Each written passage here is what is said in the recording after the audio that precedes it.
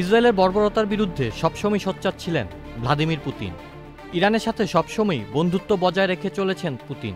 শুধু তাই নয়, দুই দেশের মধ্যে বন্ধুত্ব অটুট রাখতে গোপনে ক্ষেপণাস্ত্র, ড্রোন আদান প্রদানও চলে।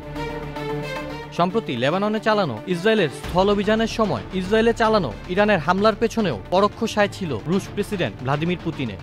তবে এবার সরাসরি ইসরায়েলের আগ্রাসন নিয়ে হুঁশিয়ারি দিয়েছে পুতিনের প্রশাসন।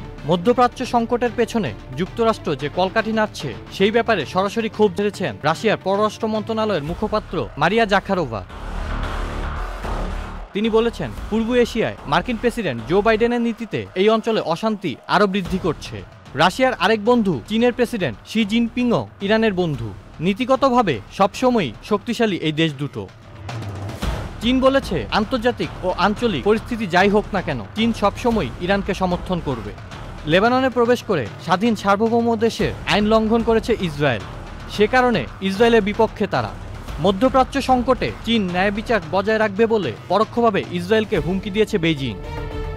বর্তমান পরিস্থিতি নিয়ে দোহায় কাতারের আমির Sheikh Tamim bin Hamad Al থানির সাথে বৈঠকও করেছেন ইরানের প্রেসিডেন্ট মাসুদ পেজেশকিয়ান। পেজেশকিয়ান বলেছেন, ইসরায়েল যদি ইরানের বিরুদ্ধে একইভাবে কাজ করতে থাকে তাহলে ইসরায়েলকে আরও কঠিন জবাব দেবে ইরান। তবে ইরান ইসরায়েল ইস্যুতে এখনও নীরব সৌদি আরব।